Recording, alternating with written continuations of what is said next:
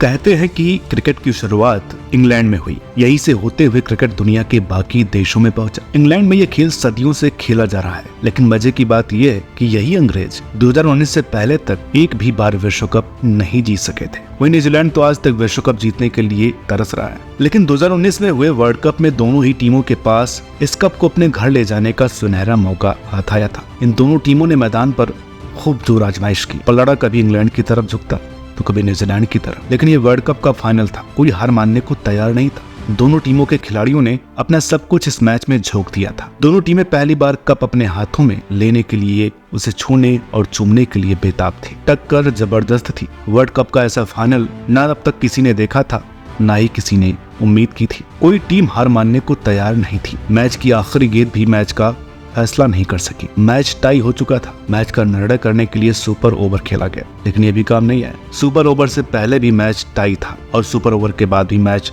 Tie ही चल रहा था, लेकिन फिर भी न्यूजीलैंड वर्ल्ड कप का फाइनल हार गया और इंग्लैंड के हिस्से आया पहला वर्ल्ड कप। आज के इस वीडियो में हम बात करेंगे कि क्रिकेट वर्ल्ड कप इतिहास के सबसे रोमांचक, सबसे सनसनीखेज, दिल की धड़कनें रोक देने वाले फाइनल की। तो इस मैच से जुड़े हर बात को जानने के लिए हमारे साथ इस वीडियो में बने रहिए। और हाँ, एक बात और क्लियर कर देना चाहते हैं कि हमारी series world cup in a glance का कोई एपिसोड नहीं है, बल्कि ये वीडियो हम ऐसे ही रैंडमली कर रहे हैं। World cup in a glance में 2019 वर्ल्ड कप की बातें होंगी। 14 जुलाई 2019 लॉर्ड्स का मैदान, 12वें विश्व कप का फाइनल मैच। न्यूजीलैंड और मेजबान इंग्लैंड की टीमें एक दूसरे से भिड़ने को तैयार थी और रण सजा हुआ था। दोनों टीमों के महारथी एक दूसरे से मुकाबले को ताल ठोक रहे थे। दोनों तरफ जोश और जुनून उबाल मार रहा था। 30,000 दर्शकों की क्षमता वाला मैदान दर्शकों से खचाखच भरा हुआ था। दर्शकों में रोमांच रह रहकर हिलोरे ले रहा था। सब अपनी टीम को पहली बार ट्रॉफी लिए हुए देखना चाहते थे। दुनिया भर के क्रिकेट प्रेमी टीवी से चिपके हुए थे, और हो भी क्यों ना।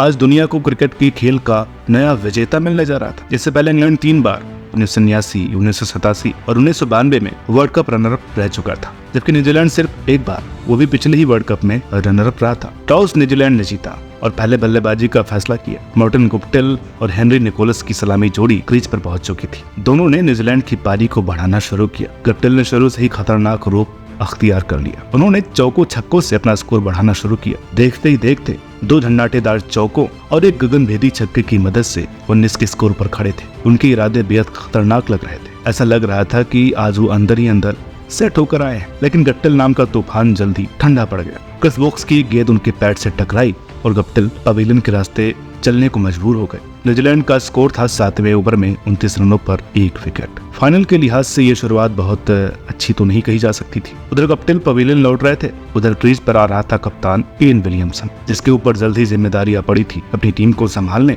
और एक बढ़िया टोटल तक पहुंचाने की। हेनरी निकोलस और विलियमसन ने बेहद संभल कर पारी को आगे बढ़ाना शुरू किया। दोनों ने किसी तरह की हड़बड़ी दिखाने के बजाय पूरे इत्मीनान से खेलना जारी रखा। दोनों ने मिलकर टीम का स्कोर 100 पहुंचाया, लेकिन इसके ठीक बाद ट्रंकेट के एक गेंद केन के बल्ले को चूमती हुई विकेट कीपर बटलर के दस्ताने में समा गई। कप्तान केन 53 गेंदों में 30 रन बनाकर अपनी टीम को मझधार में छोड़कर चलते बने। अब टीम का स्कोर था 23वें ओवर में 103 रन पर 2 विकेट। फिलहाल बागडोर रोस्टेयर के हाथों में थी। हालांकि निकोलस अभी भी एक छोर से मोर्चा संभाले हुए थे, लेकिन कप्तान की जुदाई उनसे बर्दाश्त नहीं हुई तो 55 रन बनाकर ये भी बोल्ड हो गए। टीम के खाते में अभी महज 15 रन ही और जुड़ पाए थे। हैरानी की बात यह है कि न्यूजीलैंड की पूरी इनिंग में एक ही हाफ सेंचुरी लगी थी और ऐसा करने वाले थे हेनरी निकोलस। रोस्टेयर भी सबकी देखा देखी आराम से खेलते रहे। 31 गेंदों में महज 15 रन बनाकर उन्होंने भी मैदान छोड़ दिया। इसके बाद मैदान पर आए विकेट कीपर बल्लेबाज टॉम लेथम। उन्होंने तेजी से रन बटोरने शुरू किए। दूसरे छोर पर विकेट गिरते रहे, लेकिन लेथम स्कोरबोर्ड पर बेधड़क रन टांगते रहे। लेकिन जब लग रहा था कि न्यूजीलैंड 250 का स्कोर बड़े आराम से पार कर लेगा, तभी लेथम को क्रिस वोक्स ने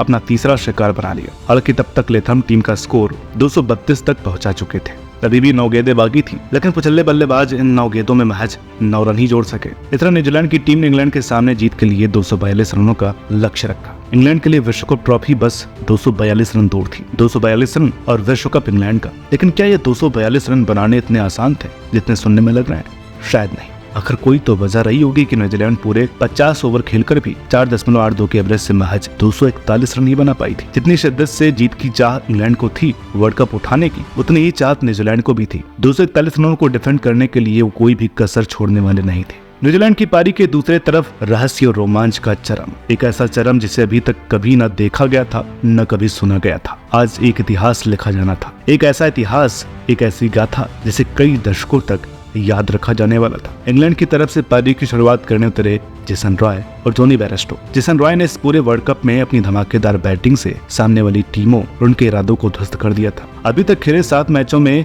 वो 1 शतक तो 4 अर्धशतक ठोक चुके थे। फाइनल से पहले वो लगातार 3 अर्धशतक जड़कर अपने इरादे जता चुके थे। स्टेडियम में बैठे अंग्रेज दर्शक जेसन से उम्मीदें लगाए बैठे थे। सबको जेसन के बल्ले से एक और बेहतरीन पारी का इंतजार था। जेसन ने आते ही आते अपने बल्ले का मुंह खोल दिया। ऐसा लग रहा था जैसे जेसन ने वहीं से शुरू किया है जहां से सेमीफाइनल में 85 रन की पारी खेलकर खत्म किया था। जेसन ने देखते ही देखते 3 चौके जड़ दिए। दर्शकों की उम्मीदें आसमान छूने लगी, लेकिन तभी उन्हें जोर का झटका लगा। मैट हेनरी के एक गेंद पर जेसन चकमा खा गए और लेथम को कैच थमा बैठे। लॉर्ड्स में यकायक सन्नाटा छा गया। 28 रन पर जेसन रॉय के रूप में इंग्लैंड का पहला विकेट गिर चुका था। पारी को संभालने और निखारने के लिए क्रीज पर आए जो रूट, लेकिन उस दिन रूट ने जो खेल दिखाया उससे सब हैरान थे। रूट ने रनों की रफ्तार पर एकदम से ब्रेक लगा दिया। ऐसा लग रहा था जैसे वो बहुत दबाव में हो। हालांकि दूसरे छोर पर बेयरस्टो धीरे धीरे ही सही रन बटोर रहे थे। रूट को ज्यादा सावधानी बरतने का अंजाम भुगतना पड़ा। वे 17वें ओवर में महज 7 रन बनाकर आउट हो गए, जबकि इतने रन बनाने के लिए उन्होंने पूरे 5 ओवर यानी पूरी 30 गेंदें खेली। जो रूट ने जो अपनी टीम पर जो दबाव बनाया उसका असर भी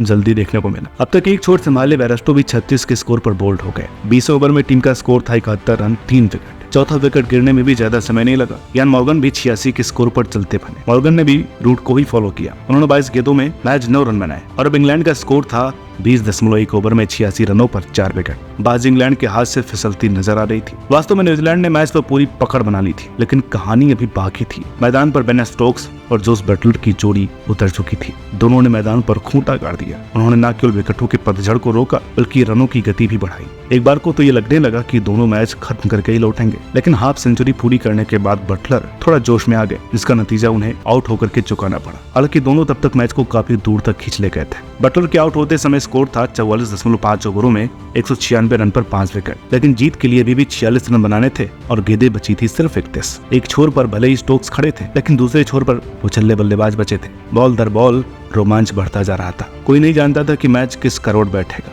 बटलर के बाद आए क्रिस वोक्स, लेकिन उन्हें न आते देर लगी न जाते। मैच 2 रन जोड़कर वो पवेलियन लौट गए। इसके बाद आए प्लैंकेट ने स्टोक्स को सहारा देने की कोशिश की। उन्होंने 10 गेंदें खेली और 10 रन बनाए। मैच एक बार फिर से इंग्लैंड की तरफ झुकता हुआ लग रहा था, लेकिन ऐन मौके पर नीशम की गेंदों ने खतरनाक रूप अख्तियार कर लिया। प्लंकेट 10 के स्कोर पर नीशम का शिकार बन गए। इसके बाद आए जोफ्रा आर्चर को तो नीशम ने खाता भी खोलने नहीं दिया। आखिरी ओवर में इंग्लैंड को जीत के लिए 15 रनों की दरकार थी। स्टोक्स अकेले ही मोर्चा संभाले हुए थे। मैच देख रहे हर क्रिकेट प्रेमी की सांसें तेज हो चुकी थी और रोमांच अपने चरम पर था। मैच जीतने की जिम्मेदारी इंग्लैंड की तरफ से संभाल रहे थे बेन स्टोक्स, तो न्यूजीलैंड के लिए जिम्मेदारी अपने कंधों पर उठा रहे थे ट्रेंट बोल्ट। पहली गेंद में स्टोक्स कोई रन नहीं बना सके, दूसरी गेंद भी खाली हो गई। इंग्लैंड के लिए हालात मुश्किल होते जा रहे थे। वहीं न्यूजीलैंड के खिलाड़ी भी हार मानने को कतई तैयार नहीं थे। 15 रन 4 के थे। अगली गेंद मैच का फैसला करने वाली थी। अगली गेंद स्टोक्स के बल्ले से निकला करारा छक्का। 9 रन 3 के थे। अगली गेंद को स्टोक्स ने एक बार फिर से सीमा रेखा के पार पहुंचाना चाहा, लेकिन गेंद और सीमा रेखा के बीच फील्डर आ गया। मार्टिन गुप्टिल ने पूरी मुस्तैदी से थ्रो फेंका। उधर स्टोक्स दूसरा रन लेने के लिए दौड़ लगा चुके थे। स्टोक्स ने क्रीज तक पहुंचने के लिए छलांग लगा दी। उनका बैट क्रीज के अंदर पहुंचा और बॉल उनके बल्ले से टकराकर सीमा रेखा के पार चली गई, जिसका नतीजा ये रहा इंग्लैंड के खाते में 2 रन के साथ ही ओवरथ्रो के बीच 4 रन मिलाकर कुल 6 रन जुड़ गए। शायद ये ओवरथ्रो क्रिकेट इतिहास का सबसे महंगा ओवरथ्रो होगा। इस एक ओवरथ्रो के चलते मैच काफी हद तक इंग्लैंड की तरफ मुड़ गया। 3 रन 2 के थे। स्ट्राइक पर स्टोक्स के रहते ये बिल्कुल भी मुश्किल नहीं लग रहा था। 5वीं गेंद स्टोक्स के बल्ले पर ठीक से नहीं आई, लेकिन न दौड़ने जैसा विकल्प मौजूद नहीं था, सो स्टोक्स ने दूसरे रन के लिए भी दौड़ लगा दी। सेंटनर ने बॉलर एंड पर थ्रो फेंका और आदिल रशीद रन आउट हो गए, लेकिन यहाँ पर सेंटनर से बहुत बड़ी चूक हो गई। एक ऐसी चूक ना हुई होती तो शायद वर्ल्ड कप न्यूजीलैंड के हाथों में होता। असल में अगर सेंटनर थ्रो विकेट कीपर छोर पर फेंका होता तो शायद स्टोक्स पवेलियन की तरफ जा रहे होते। फिलहाल इंग्लैंड को जीत के लिए आखिरी गेंद पर 2 रन चाहिए थे। आखिरी गेंद स्टोक्स के बल्ले से लगी और स्टोक्स दौड़ पड़े इंग्लैंड को वर्ल्ड कप जिताने के लिए। पहला रन पूरा करने के बाद दूसरा रन लेने के लिए भी स्टोक्स के साथ मार्क वुड ने पूरी ताकत झोंक दी, लेकिन नीशम का थ्रो वुड से तेज निकला। वर्ल्ड कप 2019 का फाइनल मैच टाई हो चुका था। क्रिकेट वर्ल्ड कप के इतिहास में पहली बार किसी फाइनल मैच में सुपर ओवर होने जा रहा था। सुपर ओवर में इंग्लैंड की तरफ से पारी के महारथी स्टोक्स और बटलर क्रीज पर उतरे। न्यूजीलैंड के लिए कमान संभाली बोल्ट ने। बोल्ट की इस ओवर में 2 चौकों सहित 15 रन बने। न्यूजीलैंड के लिए बैटिंग करने उतरे नीशम और गुप्टिल और इंग्लैंड ने गेंद सौंपी आर्चर के हाथों में। आर्चर ने पहले ही गेंद वाइड डाल दी। ऐसी मौकों पर वाइड डालना किसी अपराध से कम नहीं था। दूसरी गेंद पर निशम ने लहराता छक्का जड़ दिया। न्यूजीलैंड को आखिरी गेंद पर जीत के लिए 2 रन चाहिए थे, लेकिन आखिरी रन लेते समय गप्टिल रन आउट हो गए और ये मैच की तरह ये सुपर ओवर भी टाई रहा। इधर सुपर ओवर टाई हुआ देख अंग्रेजी खेमा खुशी से झूम उठा। क्रिकेट को जन्म देने वाला देश पहली बार वनडे क्रिकेट का चैंपियन बन चुका था। उधर न्यूजीलैंड खेमे में उदासी पसर गई, सन्नाटा घिर गया। न्यूजीलैंड आईसीसी के एक ऐसे नियम का शिकार बन चुका था जिसका औचित्य ही समझ से परे था। यूं तो सुपर ओवर में दोनों ही टीमें 15-15 रन ही बना सकी थी, लेकिन आईसीसी के नियमों के तहत अगर सुपर ओवर भी टाई रहता है तो विजेता का चयन बाउंड्री काउंट के नियम के आधार पर किया जाएगा। मैच में न्यूजीलैंड ने 2 छक्के और 14 चौके लगाए थे, वहीं इंग्लैंड ने 2 छक्के और 22 चौके जमाए थे। इस आधार पर इंग्लैंड वर्ल्ड कप 2019 का विजेता बना। तो ये थी कहानी अब तक के सबसे रोमांचक वर्ल्ड कप फाइनल की। उम्मीद है कि आपको ये वीडियो पसंद आई होगी। वीडियो अच्छी लगी हो तो प्लीज इसे लाइक करें, शेयर करें। चैनल पर नए हो तो प्लीज इसे सब्सक्राइब करना ना भूलें। मिलता है आपसे अगली वीडियो में, तब तक के लिए नमस्कार।